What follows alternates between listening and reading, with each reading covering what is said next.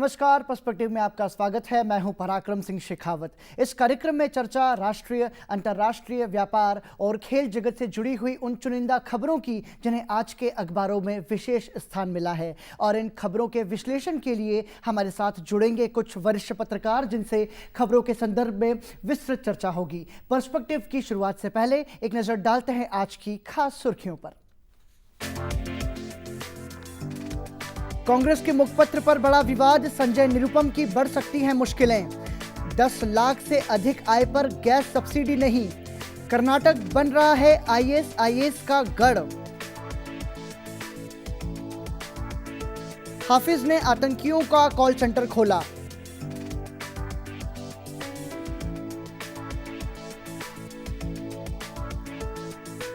Nigeria के Boko हराम के हमलों में 80 लोगों की मौत। इजरायल दौरे पर जा सकते हैं प्रधानमंत्री नरेंद्र मोदी। नेपाल में फिर से भूकंप के झटके, दहशत में लोग। वित्त मंत्री जेटली का बयान, जीएसटी लागू करना अगले साल संभव।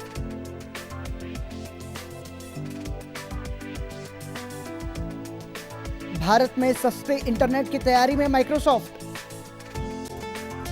एमटीएनएल के यूजर्स को नए साल का तोहफा, 1 जनवरी से ऑल इंडिया रोमिंग फ्री। 195 अंक की बढ़त के साथ 26,000 हुआ Sensex. Globe soccer award, Messi को सर्वश्रेष्ठ फुटबॉलर का खिताब। विजय हजारे वनडे टूर्नामेंट में गुजरात बना चैंपियन।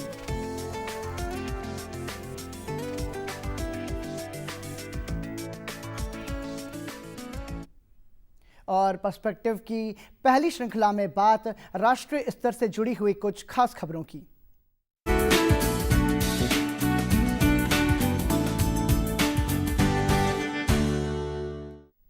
और राष्ट्रीय स्तर के खबरों के विश्लेषण के लिए हमारे साथ जुड़ रहे हैं पंजाब केसरी के ब्यूरो चीफ राकेश कपूर। राकेश जी, बहुत बहुत स्वागत लोकसभा टीवी में। सबसे पहली शुरुआत, आज की पहली खबर, कांग्रेस के मुखपत्र पर विवाद बढ़ा है। पार्टी के 131वें स्थापना दिवस के मौके पर कांग्रेस दर्शन में जो तमाम सारी चीज़ें कांग्रेस विरोधी छपी हैं, उसमें खास तौर से ये उठाया गया है कि यदि उस दौर में नेहरू सरदार पटेल की दूरदर्शिता पर अमल करते तो आज कश्मीर की समस्या, चीन, तिब्बत और नेपाल जैसी समस्याएं नहीं होती। कुल मिलाकर विदेश नीति की समस्या जो आज हम झेल रहे हैं, ऐसी समस्याएं हमें नहीं झेलनी पड़ती। कांग्रेस पार्टी में ही ये कलह शुरू हो गया है। अब क्या कहेंगे आप? देखो पराक्रम, बड़ा स्पष्ट है कि कांग्रेस संदेश पत्रिका में जो ये लेख छपा है जिसमें नेहरू की आलोचना हुई है जी, और विशेष रूप से नेहरू और पटेल के संबंधों को लेकर के जिस प्रकार की जो बातें छपी हैं, ऐसा लगता है कि कांग्रेस की जो विचारधारा आधुनिक संदर्भों में जो कांग्रेस के लोग हैं, वो कांग्रेस की विचारधारा से ही उनका कोई खास परिचय नहीं है जी। चूँकि स्वतंत्रता आंदोलन के दौरान और उसके बाद ये हर जो भी इतिहास का विद्यार्थी है, आधुनिक इतिहास का, वो ये जानता है कि सरदार पटेल ने चीन के मामले पर, ख़ासतौर से तिब्बत के मसले पर, भारत चीन संबंधों को लेकर के खुला पत्र लिखा था जी, पंडित नेहरू को, वो प्रधानमंत्री होते हुए और गृह मंत्री होते हुए, जिसमें उन्होंने आशंका जताई थी, जब तिब्बत पर चीन ने हमला किया था तो उन्होंने आशंका जताई थी और पंडित नेहरू को आगाह किया था कि हमें चीन से सावधान रहना चाहिए जी, कि चीन जो है, चीन की जो नीयत है वो अच्छी नहीं लगती है, वो भारत पर भी वो अपनी कुदृष्टि डाल सकता है। तो नेहरू जी ने उसको जिस तरीके से लिया था उस समय, वो एक आलोचना का विषय रहा है जी। लेकिन वही बात अगर कांग्रेस की पत्रिका कहेगी तो इसका सीधा अर्थ है कि कांग्रेस भी जो है, जो आज के कांग्रेसी हैं, मैं शुरू से कहते रहा हूँ कि आज के जो नव कांग्रेसी हैं, इनका कांग्रेस के सिद्धांतों से कोई लेना देना नहीं है। इनको ये भी नहीं पता है, अपनी कांग्रेस पार्टी का इतिहास भी नहीं पता है। अध्ययन की कमी है, आप देख रहे हैं। अध्ययन की कमी है, ज्ञान की कमी है, दृष्टि की कमी है कि एक प्रॉपर्टी डीलरों की पार्टी बन करके रह गई है कांग्रेस पार्टी। अगर मैं स्पष्ट रूप से और सीधे और क्रूड भाषा में कहूँ, आज आप उठा करके देख लीजिए कांग्रेस कि जगह जगह जितने भी राज्यों के हैं या कुछ खास नेताओं को छोड़ दीजिए, वो नेता जो असली नेता हैं जी, वो बेचारे एक तरफ बैठे हुए हैं, और ये प्रॉपर्टी डीलर से जो नेता बन गए हैं रातों रात, ये जो है ये अब कांग्रेस की विचारधारा चला रहे हैं। ये तमाम सारी चीजें यदि विरोधी उठाएं तो समझ में आता है, विपक्ष अगर ये बोले तो मतलब दूसरी दल के, दूसरी पार्टी के लोग हैं।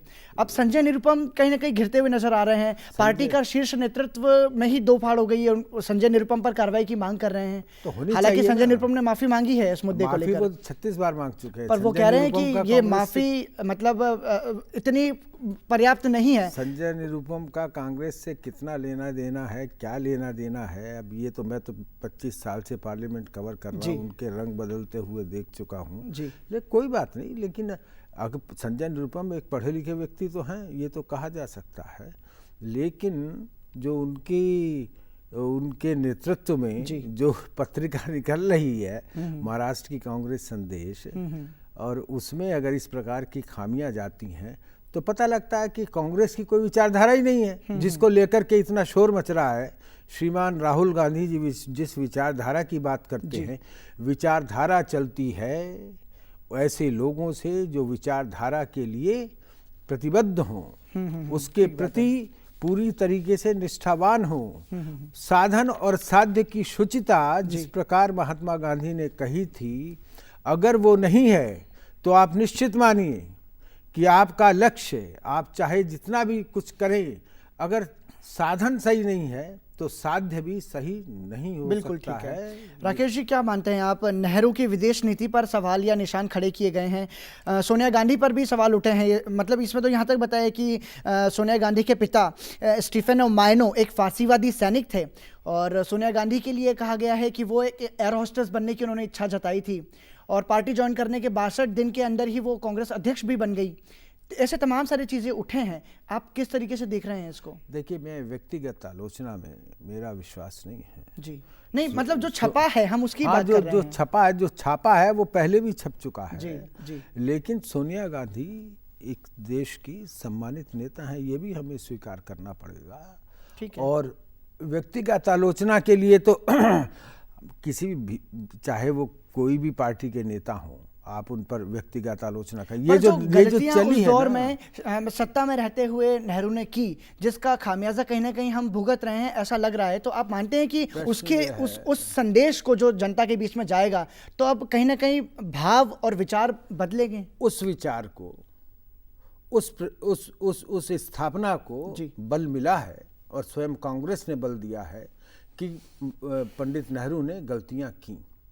पंडित नेहरू ने कश्मीर के मुद्दे पर गलती की, चीन के मुद्दे पर गलती की। ये जो स्थापना है, इसको कांग्रेस पार्टी के मुखपत्र ने स्वयं ही इस पर अपनी मोहर लगाने का काम किया है। तो अब इसके आगे कुछ नहीं बचता है।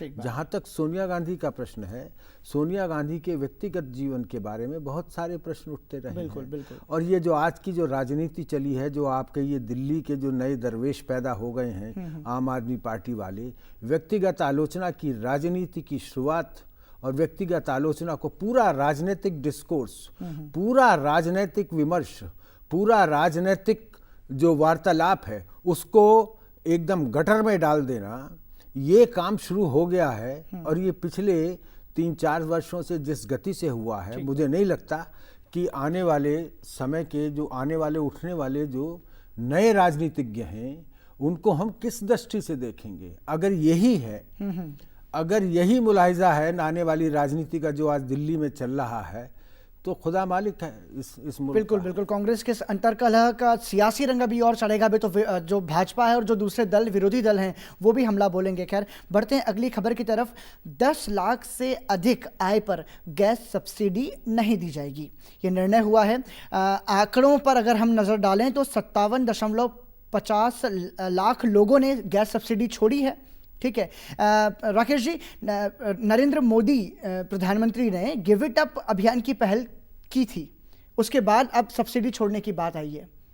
देखिए, ऐसा पहला देश का प्रधानमंत्री है, और वो ऐसी बातें क्यों, ऐसे नियम क्यों बना देते हैं, ऐसी बातें क्यों कर देते हैं, ये इस देश का जो खास तौर से जो कांग्रेस का जो शिखर राजनीतिक नेतृत्व है, वो चकरा जाता है इन बातों से। इसलिए चूंकि वो आदमी जो बचपन में चाय बेच करके बड़ा हुआ हो, चाय बेचने वाला व्यक्ति आज देश का प्रधानमंत्री बना है, इस देश के लोकतंत्र की ताकत का ये सबसे बड़ा प्रमाण है, नंबर 1। और नंबर 2, वो आदमी जानता है कि कहाँ जमीन पे आम जनता के बीच में कहाँ क्या गड़बड़ियाँ होती हैं। वो चाहे सरकारी स्कीम हो या चाहे सामाजिक व्यवहार हो, वो हर बात को पहचानता, बारीकी को जी। मोटी तरीके से भी और बारीक तरीके से भी।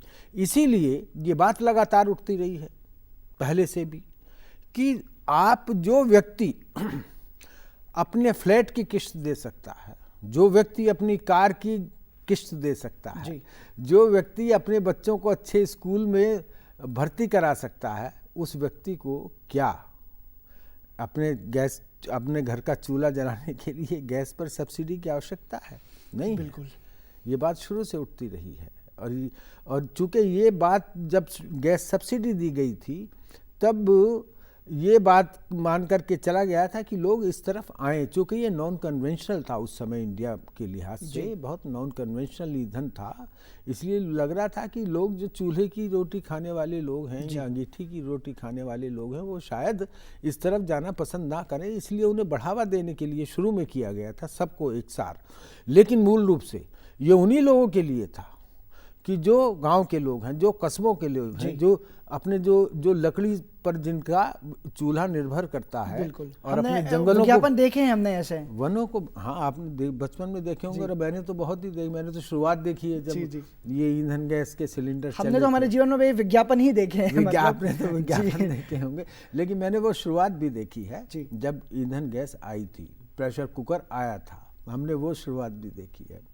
तो इसलिए ये इस तरफ प्रधानमंत्री का ध्यान, देखिए ना, जो प्रधानमंत्री जब लाल किले से जब टॉयलेट की बात करते हैं तो अचकचा लोगों को लगता है, लेकिन वो इस ज़मीन की हकीकत है और वो वही आदमी कर सकता है जिसको अपने ऊपर भरोसा हो और ये बात भी हो कि जो मैं कह रहा हूँ वो जनता तक जाएगी और सही संदेश के साथ जाएगी और जनता उसको मानेगी भी। और ये नरेंद्र मोदी का ही करिश्मा तो मैं नहीं कहूँगा, लेकिन उनकी बात को पकड़ने का तरीका था कि लोगों ने आज कितने 50 लाख लोगों ने जो है वो अपनी सब्सिडी छोड़ी है और वो सब शहरों के लोगों ने छोड़ी है और उन्हीं लोगों ने छोड़ी है जो कारों से आते हैं, कारों से जाते हैं। मतलब आप आर्थिक रूप से सक्षम हैं, आप शारीरिक रूप से सक्षम हैं, तो आपको जो आपसे असमर्थ और जो गरीब तबका है उनके उत्थान के लिए आपको ये चीज करनी चाहिए। यही समाजवाद है, क्षमा कीजिए, और भारतीयता भी यही है। पराक्रम जी, हाँ, भारतीयता भी यही है। हमारे जो भारतीय संस्कृति में भी, हमारी भारतीय संस्कृति में भी समाजवाद रमा हुआ है। बिल्कुल। दरिद्र नारायण, हम जो बहुजन हिताय बहुजन सुखाय, सर्वे भवन्तु सुखिनः, ये सारी चीजें हैं, ये समाजवाद है। बिल्कुल। ये और समाजवाद क्या? डॉक्टर लोहिया यही कहते थे, यही समाजवाद है। भारतीय संस्कृति स्वयं में समाजवाद है। जब कोई सेठ बड़ा बन जाता था शहर का, वो एक मंदिर बनवाता था, ये क्या है?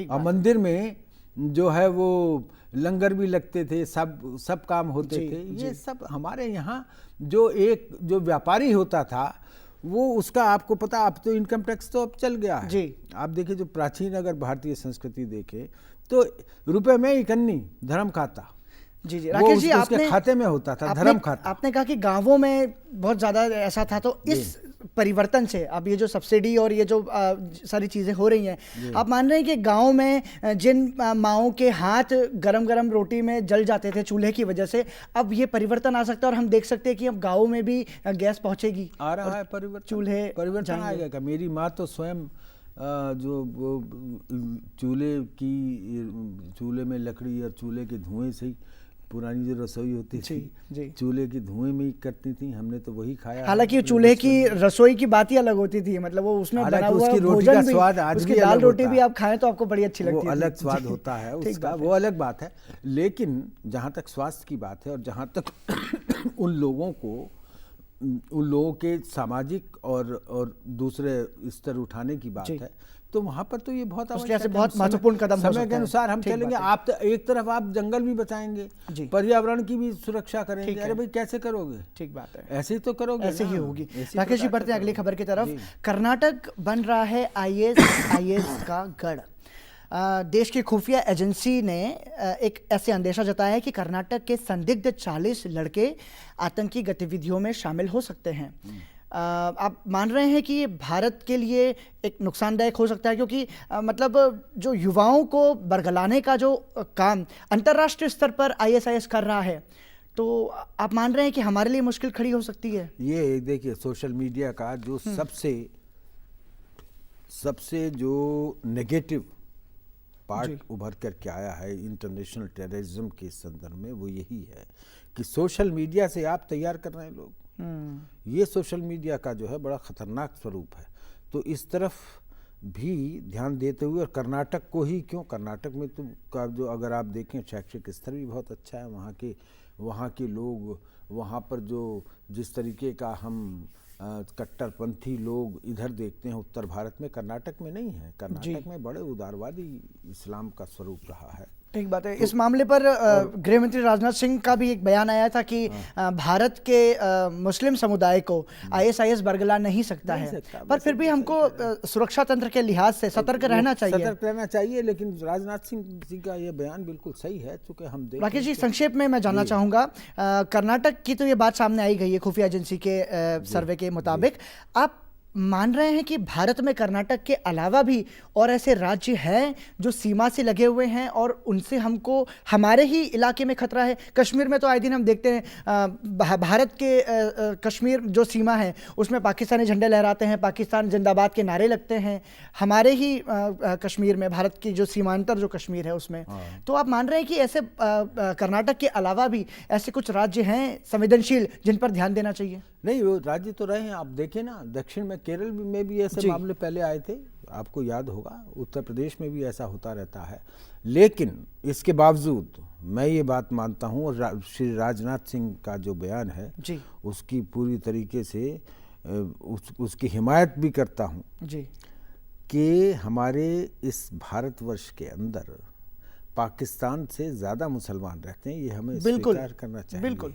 तो ये मुसलमानों की और हिंदू और मुसलमानों की जो रवायतें हैं, जो आपस में जो संबंध हैं, चाहे वो आपका राजस्थान हो या मेरा उत्तर प्रदेश हो या पंजाब हो, वहाँ पर हमारे यहाँ बहुत कोशिश की जा रही है। हमें ध्यान रखना होगा कि ये जो सऊदी अरब के जो मदरसे हैं उनकी मदद से जो खुलते हैं, ख़ास तौर से पश्चिमी उत्तर प्रदेश में, तो यहाँ की हमें शिक्षा, मदरसों की शिक्षा प्रणाली पर हमको बहुत निगाह रखनी होगी।